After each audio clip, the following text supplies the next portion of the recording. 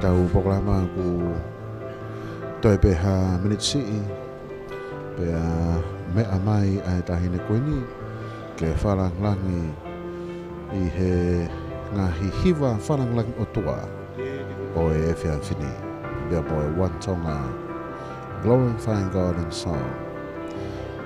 Ko e programa ko ni whahoko whakatau e tau whanonga mai pe ai I he ngahi tau ko mari watu. Pea whawhiawhia hono whatutu ko ia e programa hange pe ko ia ko e tau mua o tatau ai pe ko e whunga waka whe I he lotu o ke kau kiai ka ko e tūku ngata ia ai whatutu he CEO o e Fexco Western Union Tonga o pina na kau ai programa ko ni ke whatataha I tau tolu hono kotoa. Ko e kautaki e whanua, ko e kautaki lotu, ko hou eiki, mohamata pūre, te pēki he tonga kotoa. Whatataha I mai ki tau tolu. He ngahi programa One Tonga mei he ngahi tau ko mari watu. Te koe programa ni o e wawhe ua tolu. Ai ni tau whiawhia I he tau kahu mai kei he whiawhini. Kau e amanaki. E tau inaskotoa pe I ha sāpa te kres ia mo mohuta puaki I he ahon. Wei e tolahi ne mo lawa ki o mo ngā saione. Pea te tolahi pe maini Nā ko e whaitutu unia e fuawhatongia ki he ngahi ngā anga. Wea ngahi service maki hia e whanua he kai lawa tutuku pe tonoi pe tau whia taimi. Ko e nihi nau moua he ngahi whautua whangai sino. I kai malawa I ke mou lawa to ke mou ngahi saione. Ka nā tau kau whatahape. Nā tau kau whatahape I he ngahi pokalama whamawhoa. Mei he tau retio whatahape. Pe mo e tau pensi e Facebook a Broadcom FM Broadcasting. Ko e hoko e o e tau ngā wene u whahoko atu ane nai. Whakatoa ko e ngahi hiwa e hongo fulu māua. Au whahoko mai pe ki he tau pokalama. Pau pe e iai pe ngahi hiwa he kai ke nau lava mai he whiawhin. E toke ai pe ha ngahi liliu. Ka koe tu ia pokalama he taimini. Seventh-day Adventist Children's Ministries, Church of Tonga, Nuku'alofa and Havelu Youth. Tupelo College Music Academy. Seventh-day Adventist Youth, potungao e ako, Centuriua lotu haveruato, sisu koe whetu ngingila. The Church of Jesus Christ of Latter-day Saints, koe kāinga whisi, Fijian Community. Sias Wesleyana tau taina o Tonga, kau hiwa e wahanoto. Lāta ki e tae sisi o Tonga pe maniwe, sias Katolika Lama. Pepe ki he Assemblies of God, kau hiwa ai AOG.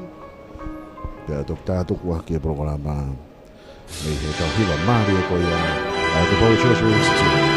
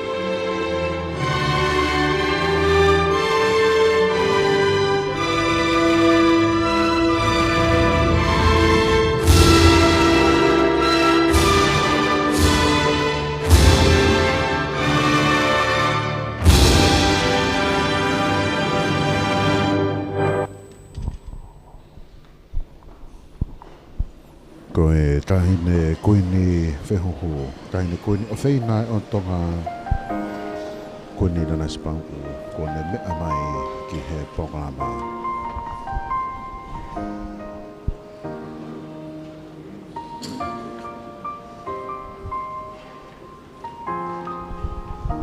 I he whunga Stacey he taimini, ko e whanau ai siasi a whitu o Tonga Seventh-day Adventist Children's Ministries, ko e uaki hiwa ia o e whiawhini.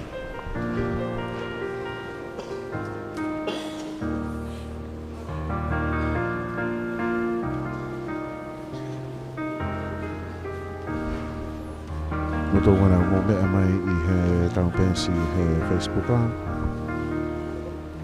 Whawha e te teu koia e teunga e tau whanau. Teunga hina, pe mwana I tau mala loke ha.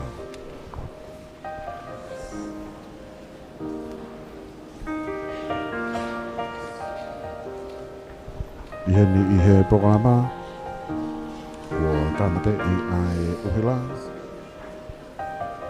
Ka koe Stacey, koia hulu mea I mama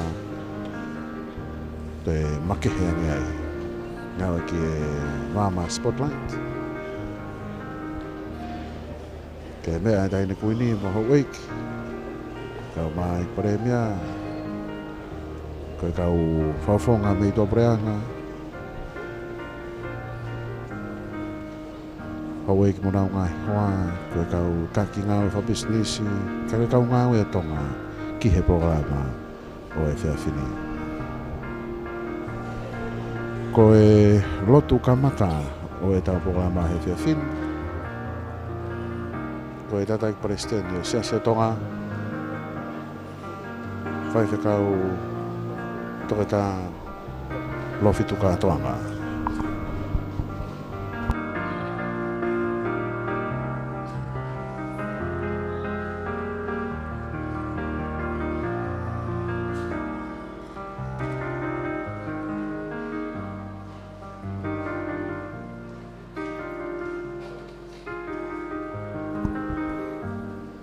Whatutu koe e tau whanau I Stacey.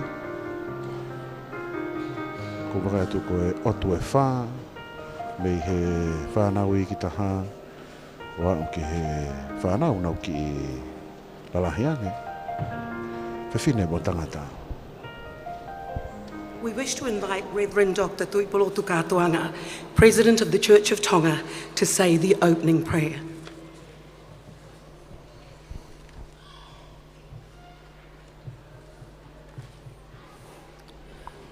Taulotu. E toa mafi. Koe mau tamai taingata e awhio. O kei au neu whakalewelewa hopule. Kungani helelei Nuku'alofa e awhio. O ku tai liwa ho hau. To kai mananga e awhio. Kai aha mea e mateka. Kino I mea I e puri. Ka mau kau whakatahe whakawhetai. O e pō koeni. O mau lawenga monu. He taulama hao. Uri fohe ai awhio. Whakawhetai mua. E tamai ofa. Whakakoloa o e pō koeni. Nei whai ai amanaki. Pea whai pea moi whakatuutu. Ka kua whai e he awhiona. Ai. Whakakoloa, whakaata whangamari e, mātā e whakaofo, e whai mea tau wheiwa ai awhiona. Malomu, o ku kei malu pia hao pia ngāhi tu unga kotoa. Whakawhetai, kei lāko I whia ne awhio, tupo wono, kau mai whakalangi o e pōko eni. Tahine kuini o whenau Tonga, Kui Nanasipau'u, pea pehe ki he whare o tupo. Whakawhetai, o lau maari e pea hoa ki o e whanua. Tupo waha me, kau maalu se ane luani, ki nau tolu e kau hou eki, kau whakataha he pōkoe. Pea pehe ki he kau matāpure, whakakato e whatongia o e pōkoe. Tuku mua ke tau maringi ho ke resi. Lo matolu ho tapu aki. Tapu ki nange, a eiki pare mi au Tonga, Honorable hua kawa mei liku. Kai uma e toko ni pare mia. Sa mi wai pulu pea moe kotoa o e wharere au Tonga, ai hoi ki minista. Whawhetai e ofa pea moe tauhi. Mau kau whataha he pōko eni, ma kau whakafofonga, o ngahi wahe whanua muri. O whai ai eiki, ai whakakoloa pea moe uma umataha. Ai kau taki lotu, kai umaa e kau whai whikau, haa whakaulunga au Tonga. Pea pehe ki he ngahi funga waka. Unau mea mai moe nau hiwa, ke whai ai pōko eni, koe hiwa moe whakalangi langi o e awhiona. Au ai pea e whakawhetai moe whakamaro. Tukumu, ke Tongiaho mauloto. Mau kei nofo atu koe whanau pea e awhiona. Whakawhetai o ki heni pea moe kakai o Tonga. Ai ngalu e a pea moe ngalu o pea. Mata e ngahi hiwa. Mai ngahi malanga au ku whai eiki, e ngahi hiwa koe ni, Tongiaho mauloto, kai mo inuho maulau maari. Pāta mai o whau i kai pūri. Wai hala e tau koe ni koe wai hala whaingata. Mahalo mu, oku kei tokanga i ki nā Tonga. Ko koe ai pe, o tua, o koe pe ho mau tofi a. O tua mo Tonga koe ia pe ai tofi. Kai toi ai, ha whanua ai e whai ki ai ha whalala, ha taha e whai ki ai ha kore pea moha hu, ka koe awhi o nāpe. Tohumo, ke kei pou au pou mama, tofa hala, kai tonu e tūku fua, pea pehe ki he whatongi au e pōko eni. Whakawhetai mua e tamai, ko koe pe ai hala, ko koe pe ai mooni, ko koe pe ai moui. Ngai fofonga, tari pea ke whakakakata. Ai mau lotu, mau tautapa au e pōko eni. Tāpu e kena ange mua. Pea moro pina na kau. Ai tare kita, o effect kou pea moe. Potu ngau e kunau whaka nofo, mo whaka tuutu. Ai ngau e mamafa au e pōko eni. Ki nau tolu kotoa pe tamai. Ke whai tāpu i kena whakataha ki mau tolu. Kai lava, ke hoko koe whakahoi fua, pā namu kakala, ai hewa mo i whakawhetai o e pōko eni. Tari amu, pea ke whakakakata, ai lotu, kore mo hu, i kai hato e huafa, tuunga pe ia kalaisko alo, ka koho mau whakamu ui. Amen.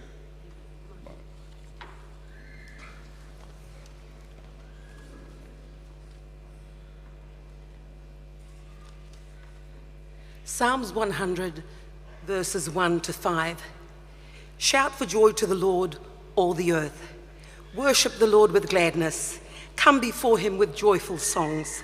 Know that the Lord is God. It is he who made us, and we are his. We are his people, the sheep of his pasture. Enter his gates with thanksgiving and his courts with praise. Give thanks to him and praise his name. For the Lord is good, and his love endures forever. His faithfulness continues through all generations. We acknowledge the presence of our sovereign and gracious God.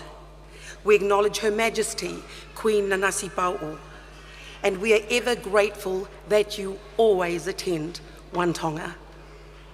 Members of the royal household, the Honourable Prime Minister, Deputy Prime Minister, Ministers of Cabinet, Lords of the Realm, members of the Judiciary, members of the Diplomatic Corps, members of the Legislative Assembly, members of the clergy, with a special mention of the church leaders who kindly gave of their time and committed the choirs and the singing groups who will be performing this evening.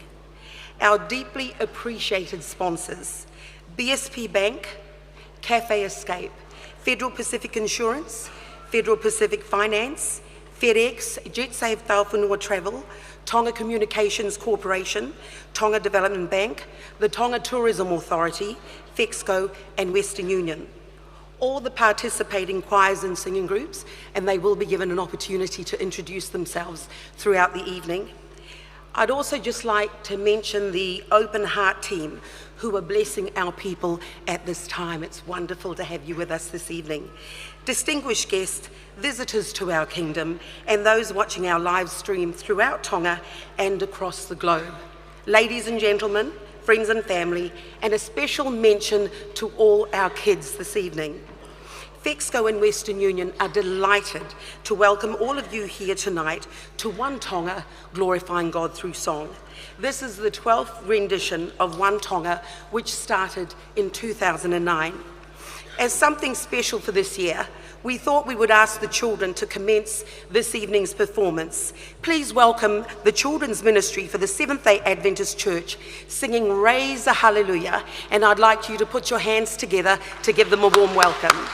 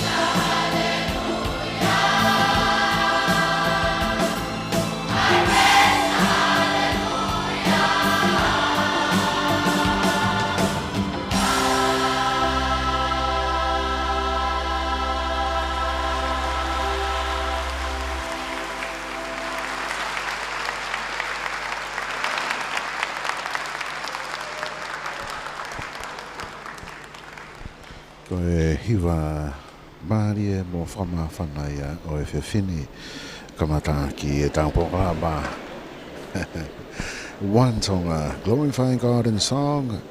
Ko e whānau wena mei he ngahi siasi ai siasi au fitu o Tonga. Seventh-day Adventist Children's Ministries. I raise a hallelujah.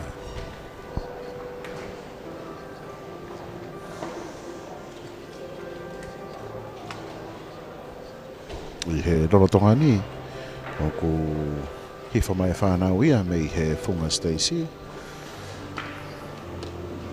Ka pau ke mea mai he tau pensi Facebook a kua tāma te i ko toa ngai māmai i he ni e holo. Nofo taha pe māmai i he Stacy o e tau ngahi hiwa.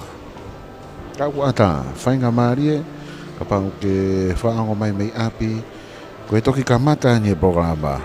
Ka o waka e tu ki ata pe ngai nofo anga ia, taki mai e whamiri ki he programa lelei o e whiawhiri.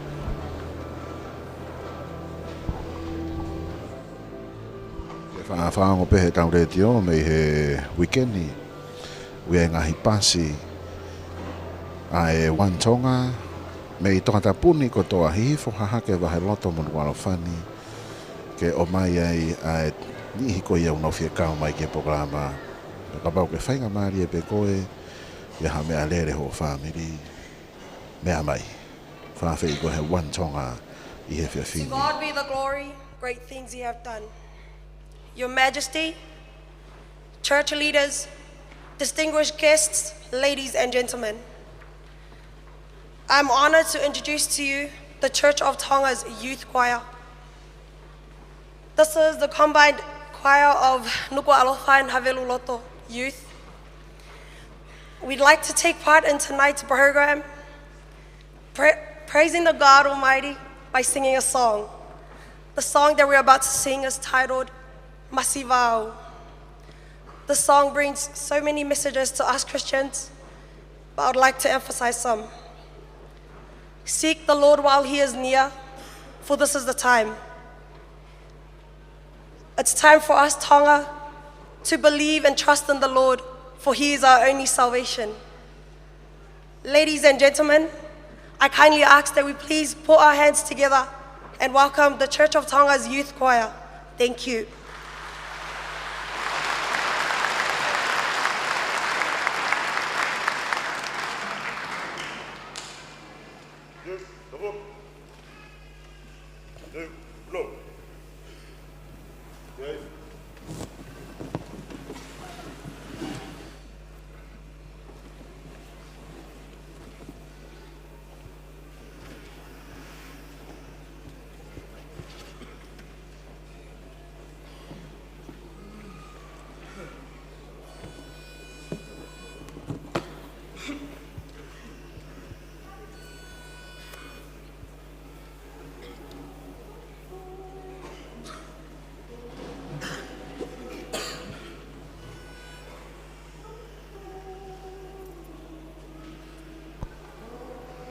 Ko e kauhiwa me he siasi o Tonga.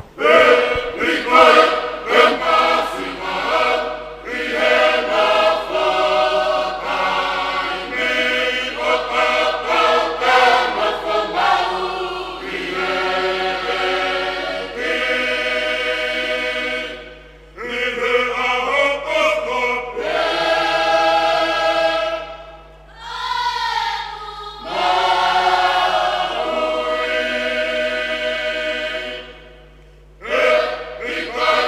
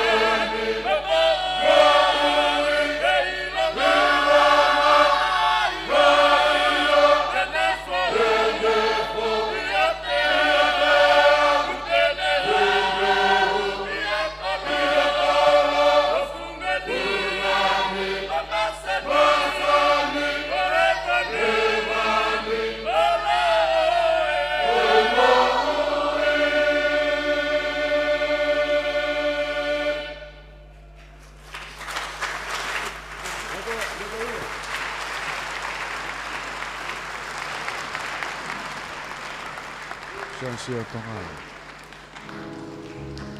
Avelo per mo Nuku'alofa o Majesty.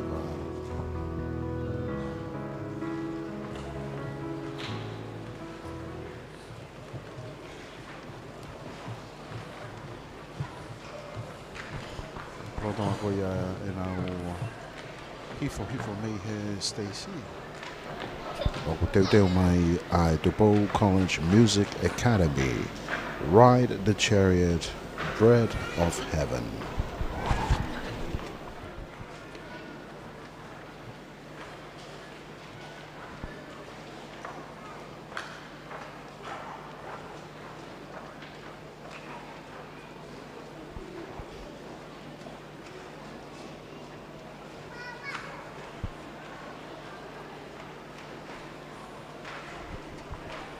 Kei hange ko ia koe whawhe o ku ata. Ata e programa ke mo mea mai ke tau kau whataha. I he tawhaki ko ia o e holofa maratu. Ki he hako maununga Tonga, we te niti ai. ka pau ke mea mai ki he horo, wai e te niti mono ngai sea, nofo angare lei mei he tawhaaki ko ia o e holo whamanatu ki he ako maurunga Tonga. O wata ia ka pau ke whekau mai ke programa, wai pepa ngai nofo anga heni, distinguished ki he holo guests, wata. ladies and gentlemen, my name is Miyakami, and I am honored to be introducing the performance items from Tupelo College, Toloa. Our first item for the evening is titled Ride the Chariot. It is a traditional black spiritual that was arranged for choral performance several times and was most notably written and composed by William Henry Smith in 1939. Our second item is the Bread of Heaven hymn, also known as CWM Ronda, and was later translated by the first Tongan principal of Tupelo College Toloa, Reverend Tupelo College. It is titled Taki ai Whanonga Eiki. We hope you enjoy these items from our a cappella group of the Tupelo College Music Academy. Malawa pito. Led by Reverend Eloni Niu, our music director of our academy. Malo.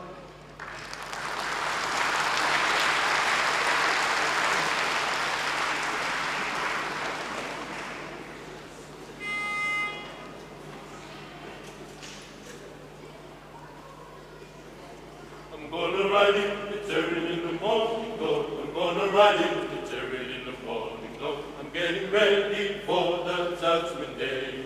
My Lord, my Lord. I'm gonna ride in the chariot in the morning glow. I'm gonna ride in the chariot in the morning glow. I'm getting ready for the judgment day. My Lord, my Lord. Are you ready, my brother? Oh, yeah. Are you ready for the journey? Oh, yeah. Do you wanna see my Jesus? Oh yes, I'm ready for the chariot, 'cause I'm ready to go. The chariot in the morning, Lord. I'm gonna ride in the chariot in the morning, Lord. I'm getting ready for the judgment day. My Lord, my Lord. Are you ready, my brother? Oh yeah. Are you ready for the journey? Oh yeah. Do you wanna see my Jesus? Oh yes, I'm ready for the chariot, 'cause I'm ready to go. Riding in the chariot to see my Lord. Oh, I know my sins are taken away. Riding in the chariot to see my Lord. My fatal words stands from the mind clay. Riding in the chariot to see my Lord. I'm gonna serve him till the judgment day. Riding in the chariot to see my Lord. I'm gonna ride in the chariot in the morning glow. I'm gonna ride in the chariot in the morning glow. I'm getting ready for the judgment day. My Lord, my Lord. I'm gonna ride, I'm gonna ride, I'm gonna ride in the chariot to see my Lord, to see my Lord.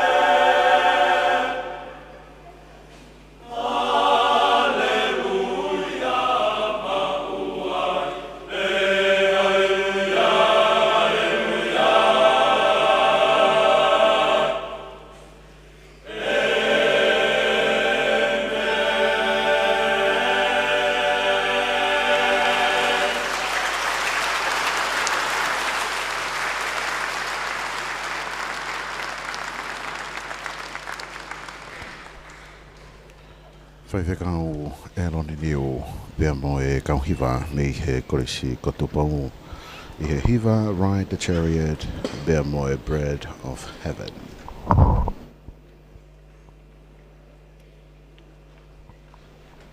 Teu mai a e tautupu a e ses au fitu. Tautupu whatata ses au fitu e kamata e programa e he whanau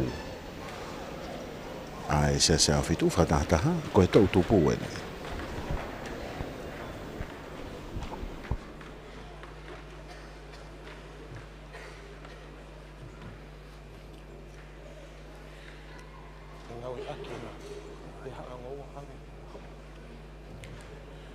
Koe uieni o ku whai mai, whakafo'ou e hoko mai.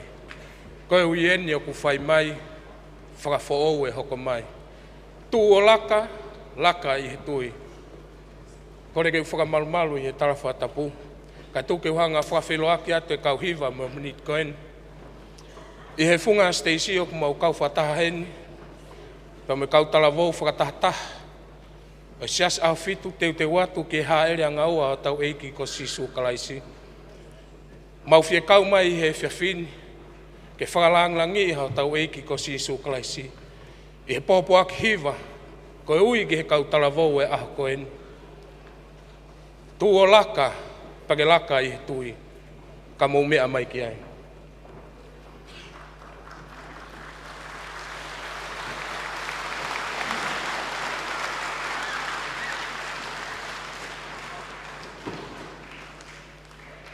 Ki reu, tafo.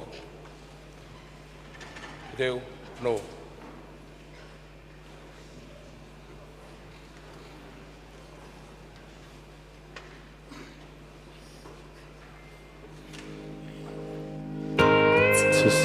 Test.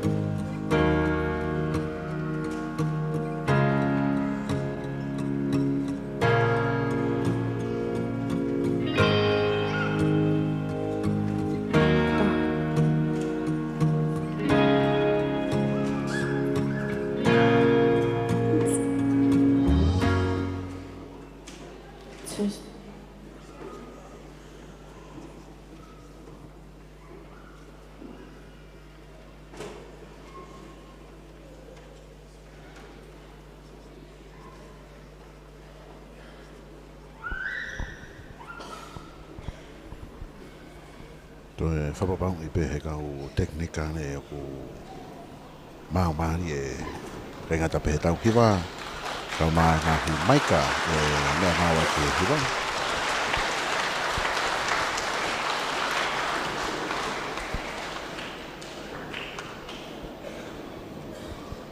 Ko e hiwa wharanglangi I otua ni pe whiama uia ke pe seti te au.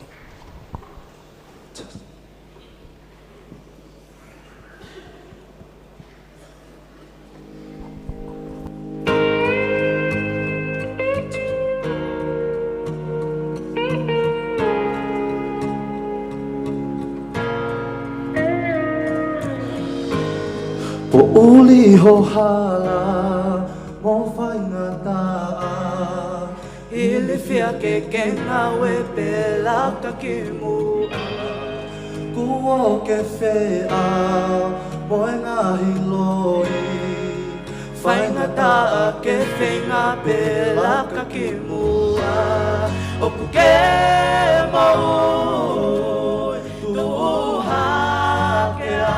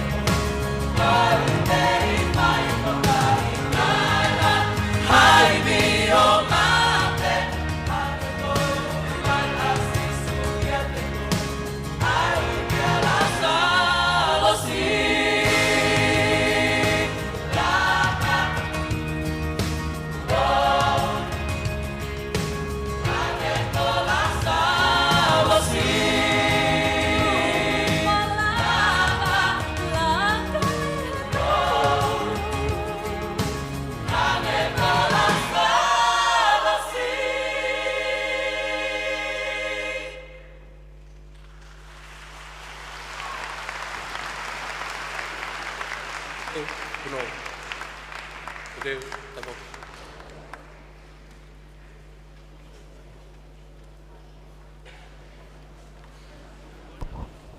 Ko e tautupu whatahataha ai si aho fitu. Seventh-day Adventist Youth. Tuku'aho, rise up.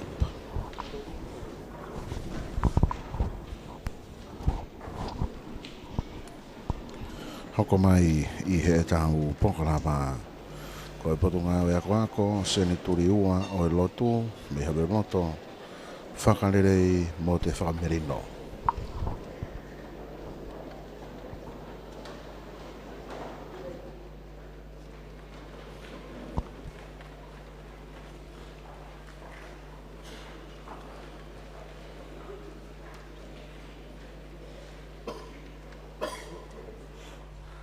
Whatawange ma manaki pokalapa. Tau taklelei atu ai whamawhula ki he tonga katoa. O tau whina seaki o te tau pe I he tau letio.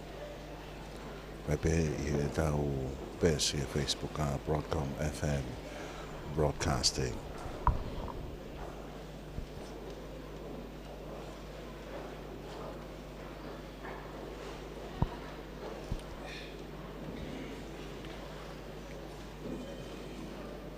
Whawhetai ke lang tau pot. Ano whahoko e tau amanaki he whiawhini. Whatapu heni ke tahine kuini, kuini Nanasipau'u. Pea kou kore heni ke whakamalmalu. He tala whakatapu kakato e lotu pea moe whonua. Kau whawhelo ake ato e kau hiwani. Kau kau hiwa.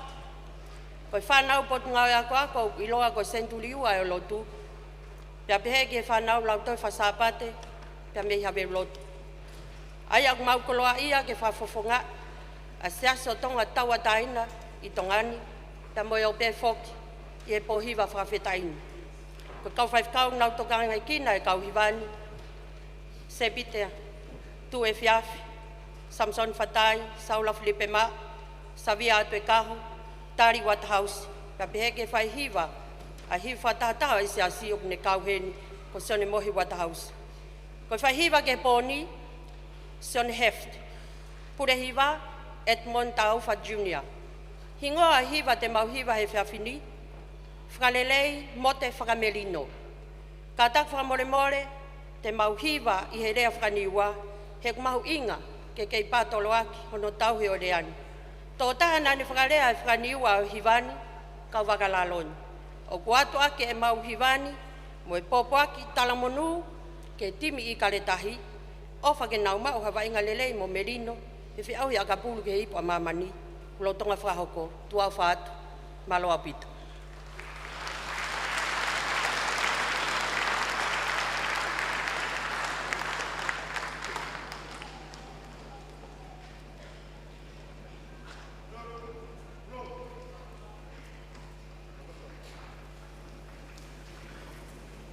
Teu e kau hiwa. Te wahina mo heke si kulokula, wei me whailonga kulokula e whanau tōtu whewhine. Pea koe whekau pēna ne whahoko mai he whatau kei.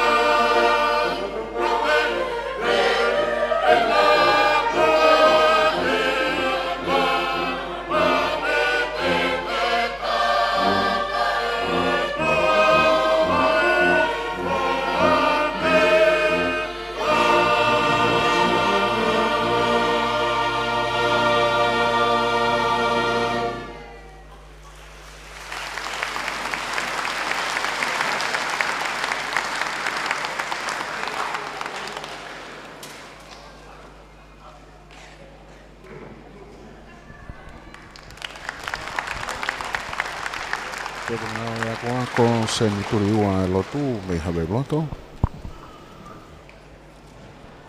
Pea ne kau mai pea mo e mea i whanasa kau mai here vāli. I ono o mai a ki o e hiva kāpaki ko ia ki he programa e whiwhin.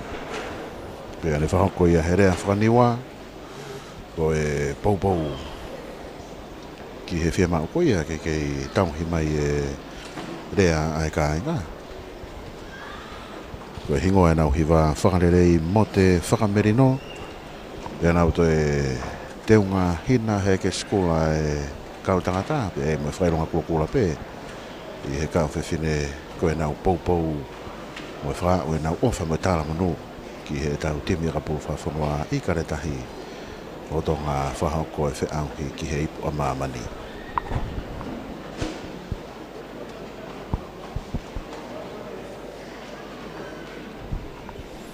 Hoko mai i he programa ko e vaiwa anga maria ni o e tau programa o tau wa o mai ki ai. Sisu ko e whetu ungingila. Mo e hiwa tonga sisu ko e maru anga.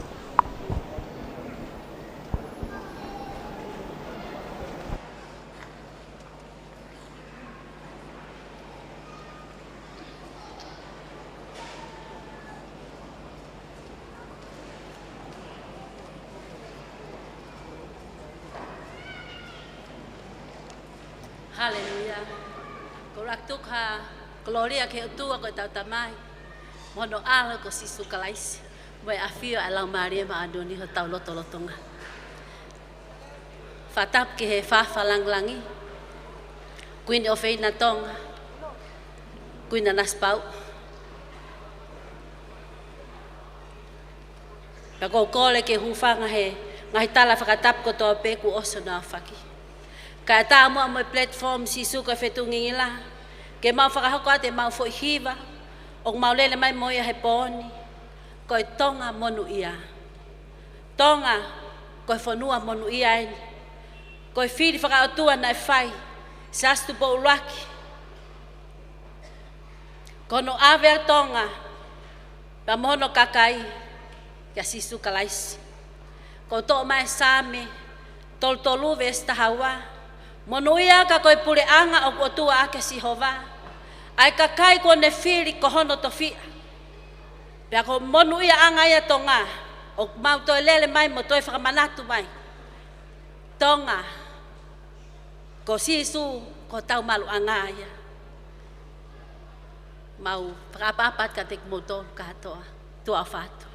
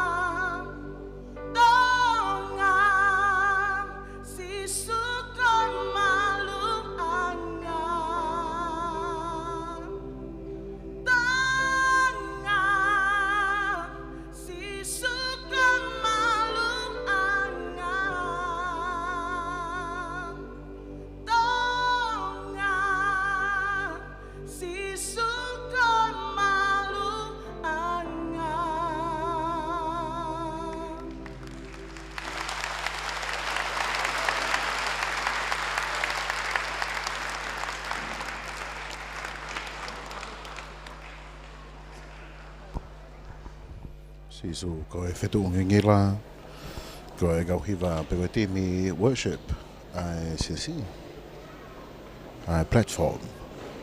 Fiohi anga sisu ko e whetu ngingila, Tonga sisu ko e manu anga hoko mai siasio sisu kalaisi, e kau maani one ngahi aho ki muini, tuku ke tau whai mālohi.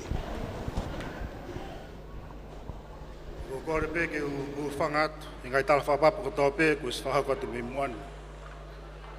Kai ata mo motuani ke whahako atu ai kau hiwa.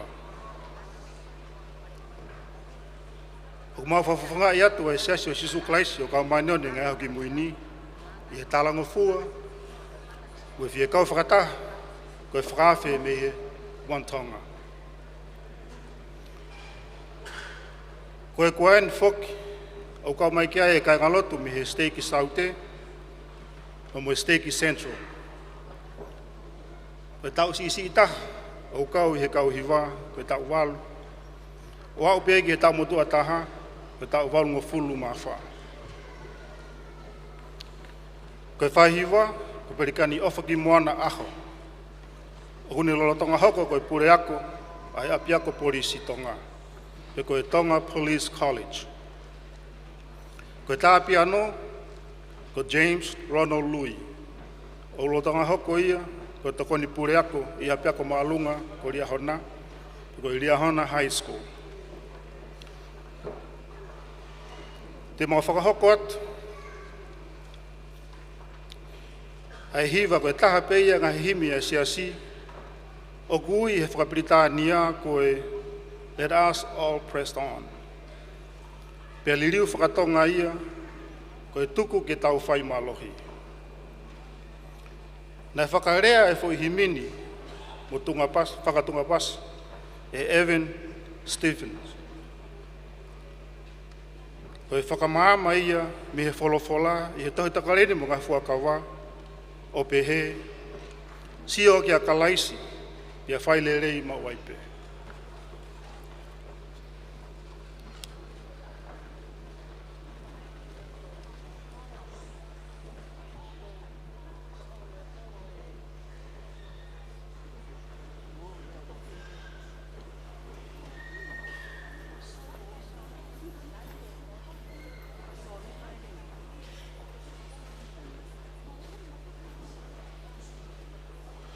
Whadau ke ia, maura whawhiroa ki atu ai hiwa e whahako mei he siasi o sisu kalaisi, e kau maani one ngahi aho ki muini tuku ke tau whai mālohi.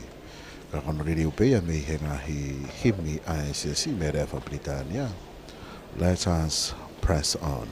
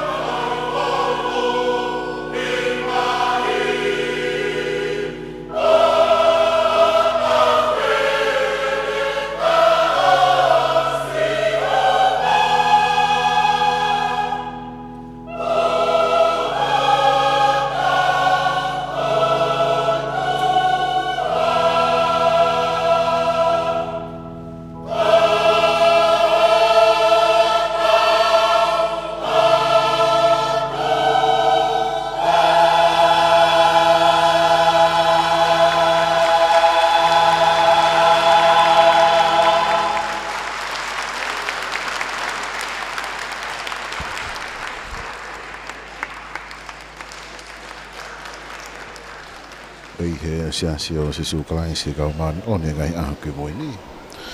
Tuku ke tau whai mano hi. Let us press on.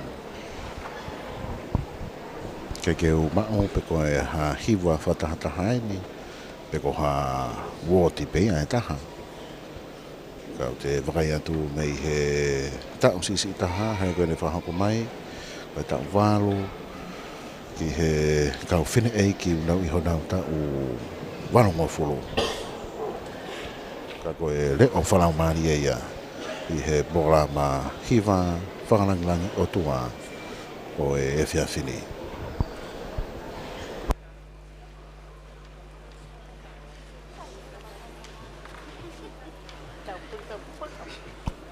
Wakai atu ene ki he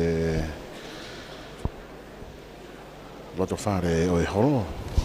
Kua no fo i kotoa e ngahi no fo anga e. Koe ka pao ki kei whenga mai ke tau pokalama. Koe to kia umane ke he vai o anga maari e tau ngai hiwa. Kei toi lahi pe tau ngai hiwa koe ia ki he whiawhini. Ka pao ke fie lava mai ke pokalama. O whawhi i koe he pokalama One Tonga ki he hiwa wharanglangi o tua o e whiawhini.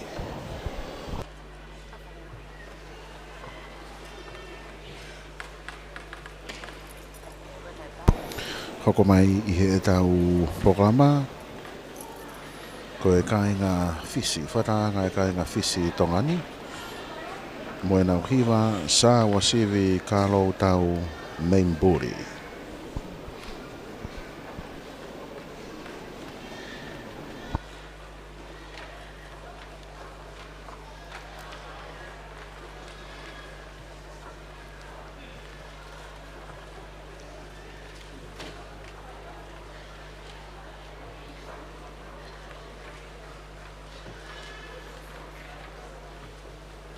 Kau whokia he kau hiwa I loa I he mala e musika ko te whito I hiwa whalotu ai hiwa e tā pane kāre ko e hiwa lahi ia ai siasi koe ni ka tau pehe pe ko si revolo e tau kau hiwa tau tō koe ni ko nau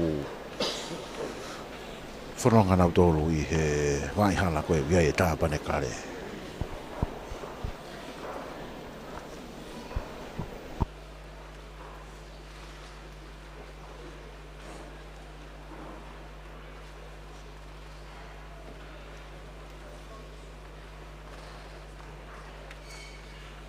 Ko e kāinga whisi I Tonga. Your Majesty, Queen Nanasipau'u, Misambula Vinaka. It is such a joy and a blessing for us to be here and to take part in the One Tonga singing celebration, glorifying God in songs. Tonight we will be singing a song written by Sandra Crouch called He's Worthy, God's Worthy. Almighty Creator, Alpha, Omega, beginning and the end. Holy, holy Lord God Almighty, which was, is, and is to come. Hallelujah, hallelujah, hallelujah, hallelujah. Your Fijian community here in Tonga, so blessed to be here tonight, and we do hope that you will be blessed by the song that you will be singing. Pinakabagaliw.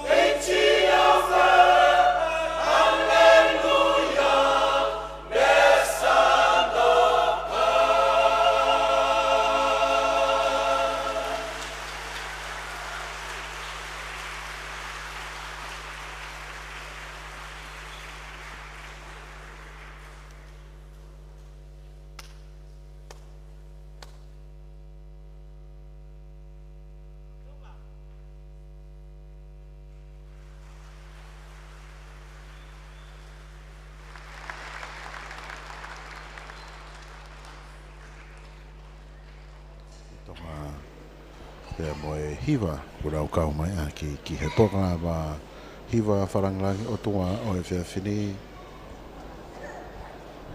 Paroanga pene au takrere atu.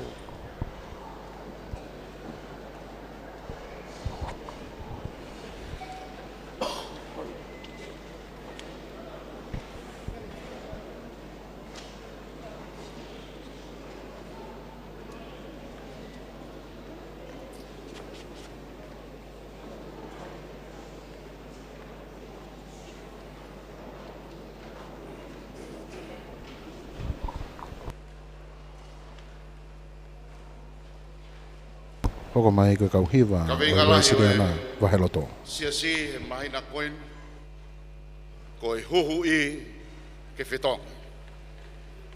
Kua osi mai alangi, haa tau ai whai. Kore ke huwhanga, he tala whakatapu kakato e whanua bea moe lotu, ata ke whakahoko atu, hei kau hiwa koe. Kauhiwa koe ni ko kauhiwa ni ai sa si wasiliana tau ataina o waheloto. Me panga o kai ke mau kakato heni. O to ai po uri. I he wahenga ngawe o to tau ai e hoa mo wife o e faife kau pure. O ki mau to lue ni mau lava mai he bon. Ke whaka kakato e whatonga. Kau mai ki ai I he whia whinia e kau hiwa. E tahine ko luseane, lua ni, mi funga awhi te au, mo kolose, ki whakato e whatongia he whia whinia. Hiwa wamanaki ke mau, whai atu he pōni, whauia, ai tangata iki whai whikau, ka koe, whai iwi tutuku ia e korisko tupou, uma e ngahi akwa, ngā o isi ka kune tō tau I hala whanonga ko kolo pakireata. Ko hingoa hiwa koe koloria. Koe whahiwa o e pōni, koe whahiwa ia o e wahenga ngā ue katoa, koe whahiwa ia o e whunga afu I te au solo taueri. Whaiwhikau o e wahenga ngā ue, riami pau riku, pure hiwa, whanua ki pulotu. Whamore more, ko mōmuia mai ki ai.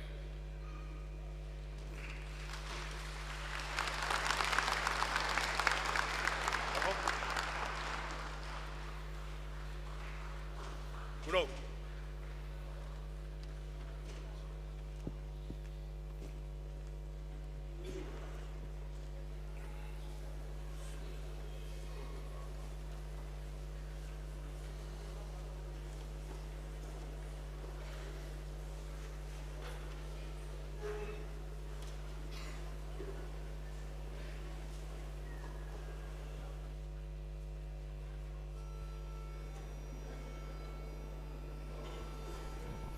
Foto uhe pure hiwa e tō.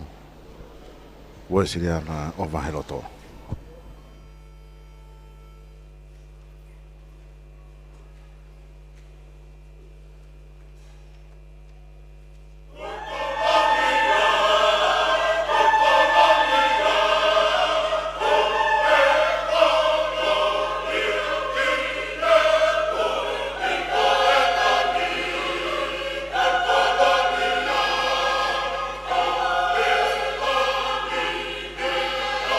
Go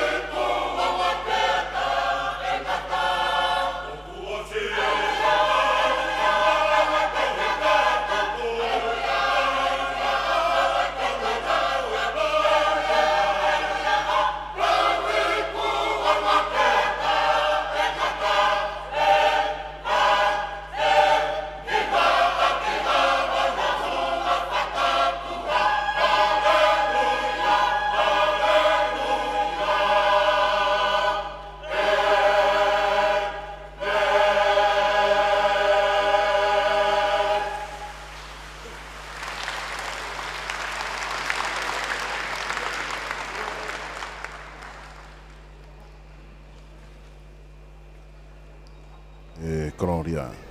Mei he hiwa whatahataha ai ngahi seasuesirea na o Maheloto. Pe mo e programa One Tonga o e whiawhiri.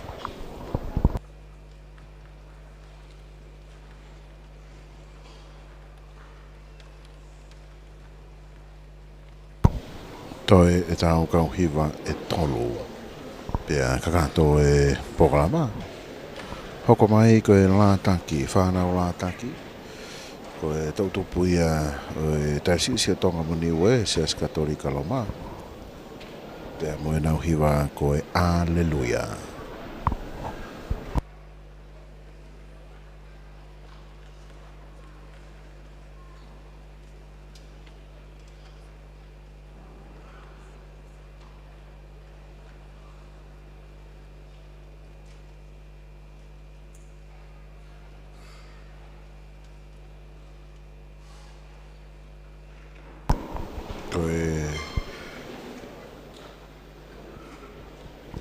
Tota hai ni whatau ke atu mai lātaki. Koe tala whakatapu kakato e kua whaki. Pea o kua ukole ki whakamalumalu ai. Kai ata mo ki mautolu. Koe whanau wifi mo whanau lātaki. O e tai o sisi katolika o Tonga mo niwe. Ke mau whakawhawhonga a eiki katinali. Mo e tai o sisi, i he tau whakahiki-hiki o tua, aki ai hiwa, he whiawhini. Ko hiwa te mau whakahoko atu, ko Alleluia. Ko whatu e he tangata i Itali, ko Giulio Caccini, i he senituli tahao no, pe aliliu ki he nota whakatonga, e Sipinoti Junior moi moi. Koe matapule tene tataki atu ai hiwa o e whiawhini. For non-Tongan speakers, we will sing for you a great Alleluia, composed by the 16th century Italian composer Giulio Caccini, translated to the Tongan notation by Sipinoti Junior Moi Moi, our conductor this evening. Whakatawange, ke langi-langi ia ai o tua, i he whakawiki-wiki o kuwhai. Tua o whātu.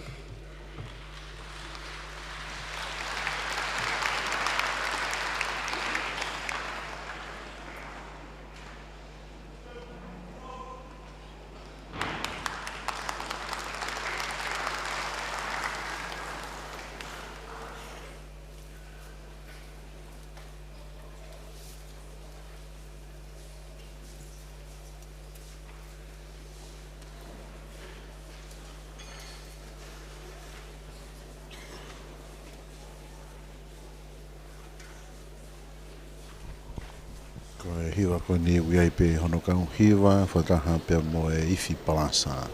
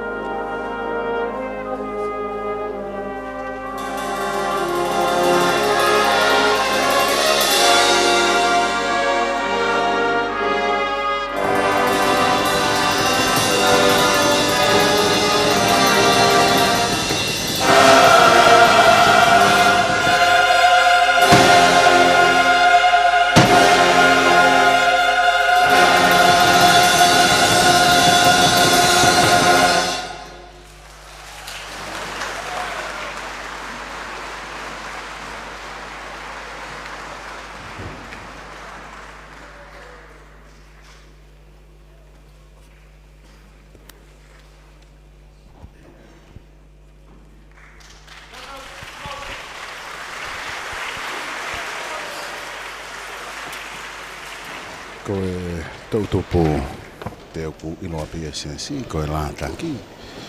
Te si o Tonga pe mo ne we siansi katolika loma mo e aleluia. Ilonga pe ngahi whatuia, mi he ngahi kuonga, ngahi senturi ki mua, makehe pe hono ngahi yongo. Ohange pe ko ia o te wakai atu ke whakaanlolongo a e matanga, ko ia ko e hiwa lelei le whahoko he lātaki. To e tau hiwa e ua.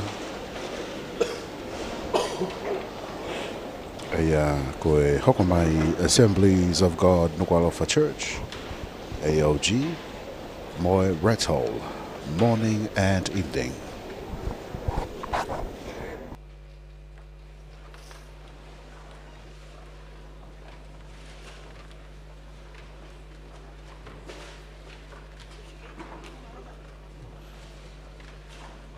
Kutui pe ko e programa e tau fo'ou e te ki whalahiange e tau ngahi step poe.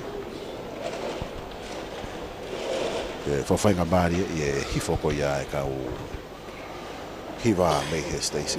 O te whito he ngahi kau hiwa takolahi.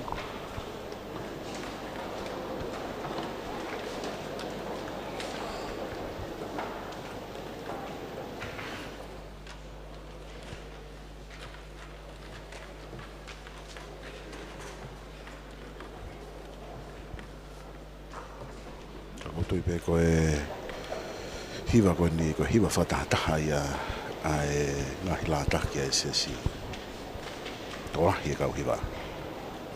Pea mo e iwi palasa. Ke tau whawheta i ke eki, i he whiawhi whakakoloa ko eni. Whakatulo watu tahine kuini, kuini Nanasipau'u Tuku'aho. Pea kole ke uhuwhanga, e ngai whakatapu ko tala o whaki. Kai atamua pa maae to utupu a Nuku'alofa Church, pia me he Assembly of God, ke mau kau whakataha i he hiwa, whakahikihiki o tua i he whiawhi ko eni. Ko hiwa te mau hiwai i he whiawhi ko eni, ko Red Hole.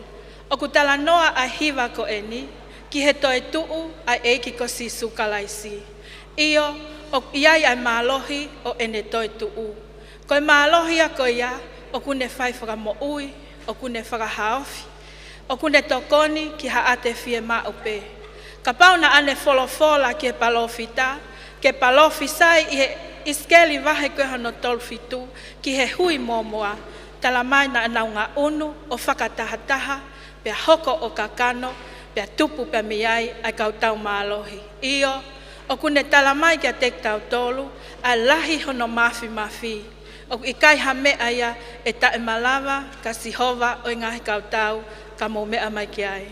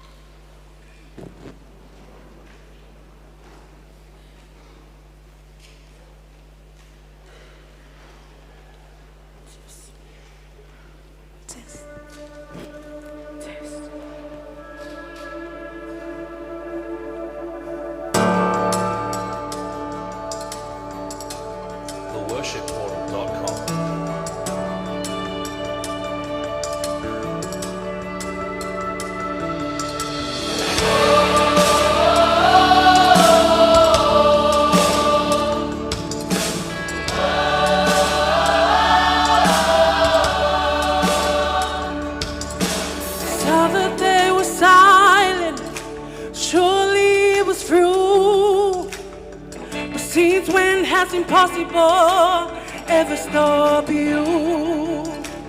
Friday disappointment is Sunday's empty too. Since when has impossible ever stop you?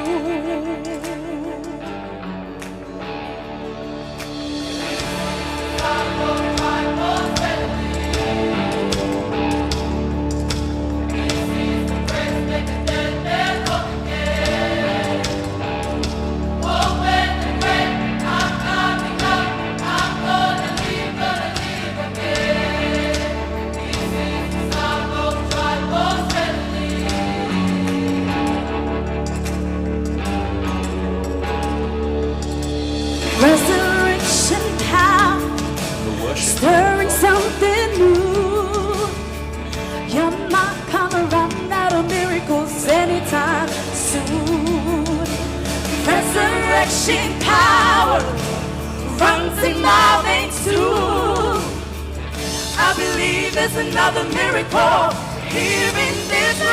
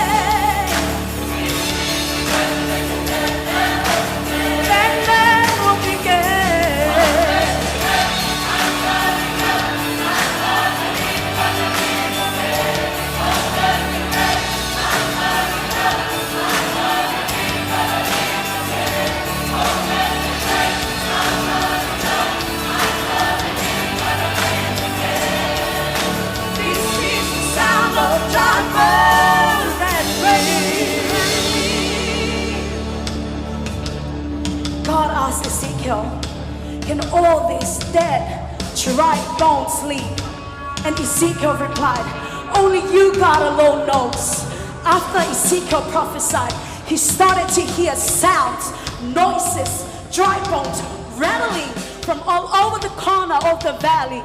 The dead, dry bones had become alive, and they were the great army of the Lord. To our nations, our kingdom, our families, our individual lives, that is what we need today, to hear the voice and the word of the Lord. Sickness, can you hear the voice of the Lord? Addiction, can you hear the voice of the Lord? Broken families, can you hear the voice of the Lord? And they said, prophesy, leave, leave.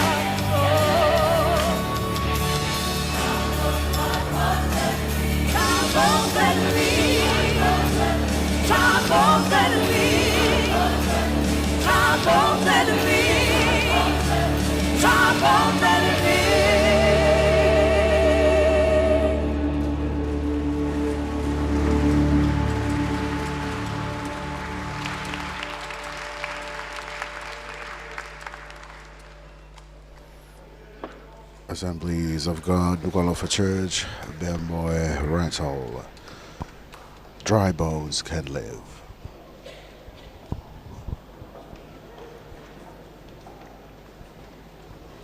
Tau unu mai be tau boklama. Toi be tau hiwa taha.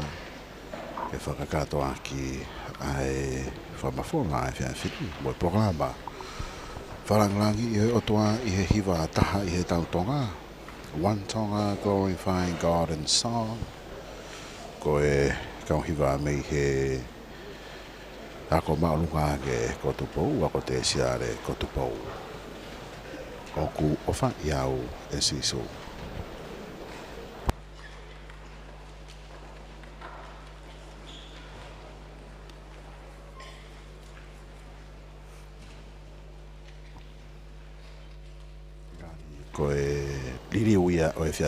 Before our final performance, please accept our vote of thanks.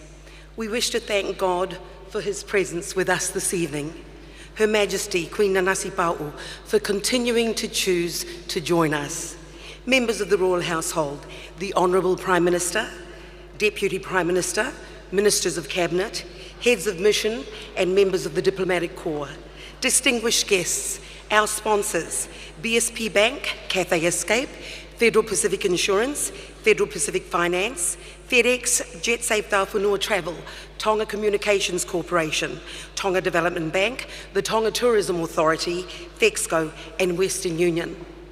A heartfelt malo aupito and in order of performance to all our choirs and singing groups this evening. The Seventh-day Adventist Children's Ministry, Church of Tonga Nuku'alofa and Havelu Youth, Tupelo College Music Academy, Seventh-day Adventist Youth, Potungawe Ako Ako, Sentuliua, Oi Lotu Havelu Loto, Sisu Koifetu Ngingila, the Church of Jesus Christ of Latter-day Saints, Fijian Community, Free Wesleyan Church, Vahiloto Choir, Lataki Diocese, o Tonga pe Moniue Siasi Katolika Loma, Assemblies of God Nuku'alofa Church, Tupelo Tertiary Institute Choir. The production team, the sound, James Thompson and Tonga Kolokikaha Fisi, the technicians with the sound from New Zealand. Thank you so much, guys. You've done a super job. BPN and Michael's team from Revenue Services and Customs for clearing the sound system, lighting and visual, Gawa and his team. Videographers, Josh and Nonga. Backup genset, Murray Sharon. Uliti Palu for the stage decorations, Liu for decorating the royal box, Media Tonga Broadcasting Commission and Broadcom, Paula Moimoi for the live streaming, the hall manager Lea Tu'u, Tini Tini Media for the photo booth, Tulustania, Kathy and my team from FEXCO Western Union. A massive thank you for the effort you've made over the past month, including tolerating yours truly. A special mention to the Open Heart team who are performing life-saving surgery. We are so grateful that you're here with us. And finally, and definitely not least, each and every one of you for joining us this evening. Following the final item, we close with the benediction by Elder Sione Tuione, Pacific Area 70 for the Church of Jesus Christ of Latter-day Saints. After his prayer, I would like to ask you to please remain standing for the national anthem and the departure of Her Majesty. Malo apito.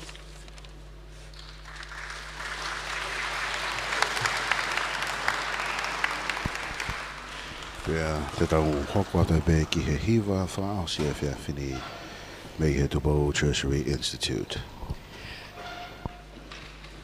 Tulou, kau whanga atu I he tara koula, e whanua mohalotu.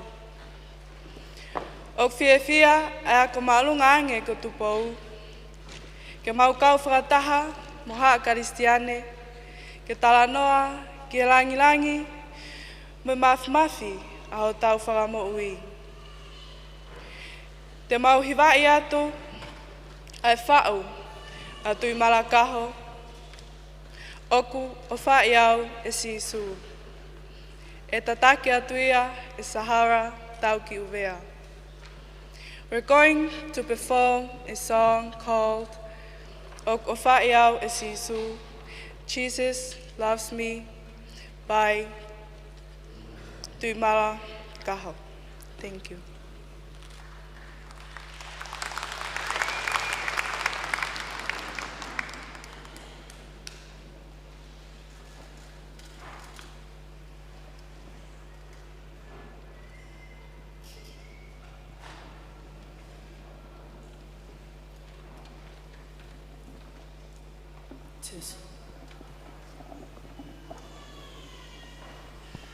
Koe kauhiwa mei he Tupelo Tertiary Institute Choir.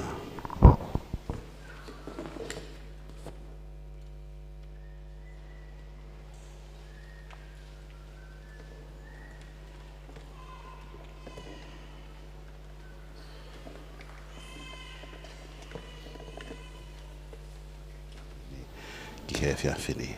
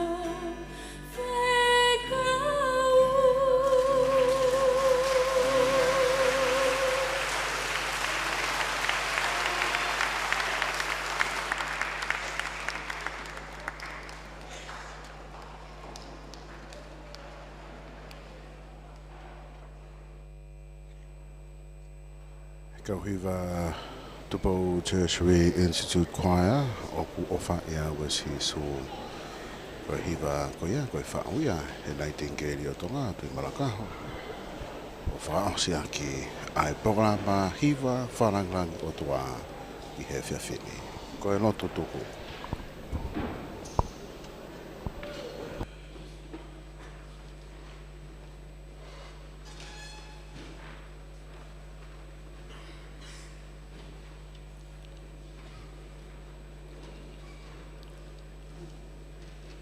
O tua, koe mautamai he wani ofa.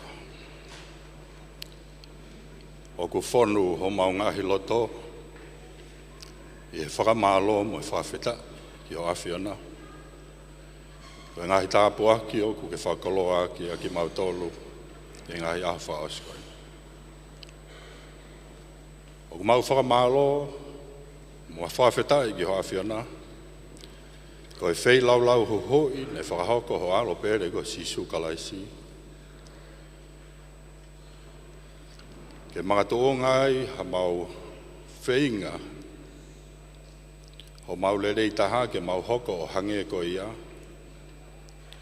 Ke lava ke mau ma o a ngahi tāpuaki, ko ke teu I maki mautonga. O mau whawhetai o ku mau nofo I ha whanua, ne ako ia ki mau tolu ke mau irifia ki he awhiona. Pea ke tauhi hao ngahi whekau ke mau mao hao ngahi tāpuaki. O mau whakamalo mo whawhetai o ku kei la koi fio lelei. Ai hau a Tonga. Kai pehe ki he tahine whakawhe whakalangilangi o e whiawhini. Tahine kuini Nanasipau'u. O ku mau Korea whakamatoa toa ho ngahi tāpuaki Alofa, ke nofo ia I a teki naua. Ko hui koe tataki o ku nau whakahoko ki hona kakai I whanua ko Tonga. Tāpuaki nai pare mia pe mo ki nau tolu ku nau fuawhatongia I he whanuani. Ke nau mau ha ngahi tāpuaki ke nau whiawhia. Tāpuaki nā ki nau tolu ne nau whakahoko ai ngahi hiva o e whiawhini.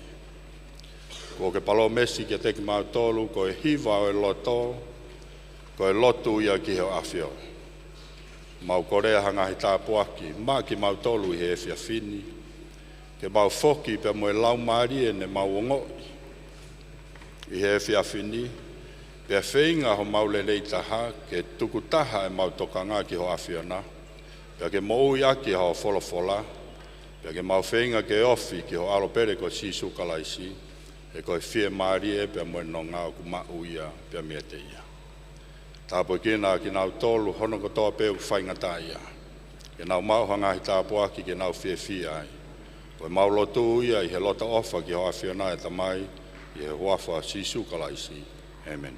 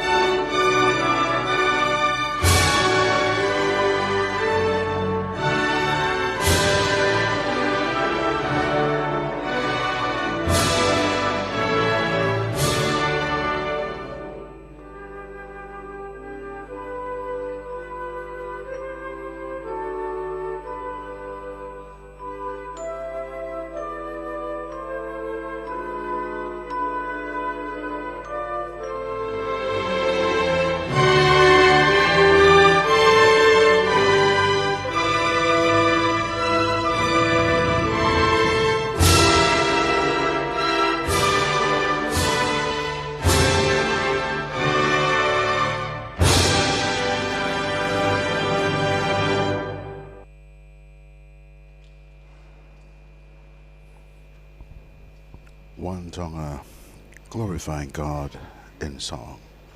Taha I he tau Tonga, wharanglaki iai ai otoa, I he hiwa.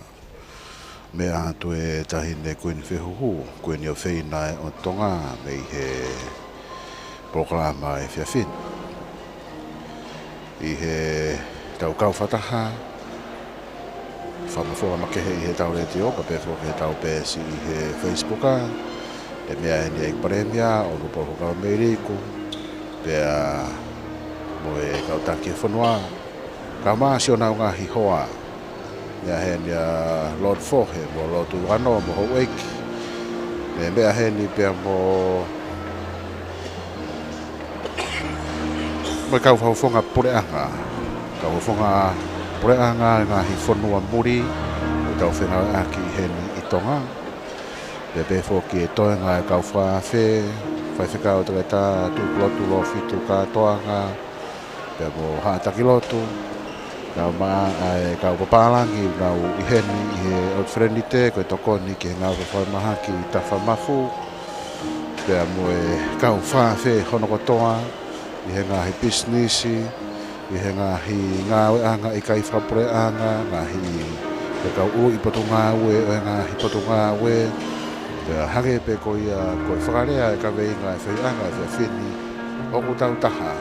Kutau taha i he hiwa whalanglangi o toa One Tonga Glorifying God and Song. Pea rea maraki nea take rea tu a e programa whamawhora o e whiawhiri. I he toa o toa, tengata pe i he tau kauwhataha ko ia, i he tau letio, o whipoi ni mai whaema, wei pēr manakne au takrere atu e whamawhulangi ai, e pēr fōke tau pēr siko ia i he Facebook.com FM broadcasting. Ko e kakatoe o e whatongia, pēr mo e programa, whamawhulahanga tonu e whiawhini, ka e te rahi pēr ngahi programa ia, i he ne hoko atu ko ia me i he tau letio, i he whanonga ko ia e tau ngāo e whiawhini. Ma malo i pē, loto hounga ki he Fexco Western Union, i he whemea ngāo e aki e tau retio, o tau whaita Facebooka, ki he ngāo e whiawhini. Kau fuawhatongia me i holofa maratu ko in Salote he whiawhini, i he tau timi whaita i he Facebooka, whawawhola harea mo ata, tupo urea, Webster rea, e pē ki aripate ki Silva Junior, pēa mo pita tākafua. Toa tahana ne toanga i e tau whaonga tuko ia e tau whamawhoa i he tau retio. Mesa ke whamokioa. Toa taha whaonga a. Kau kanoa taa. Awa pita mō mea mai. Mō mea.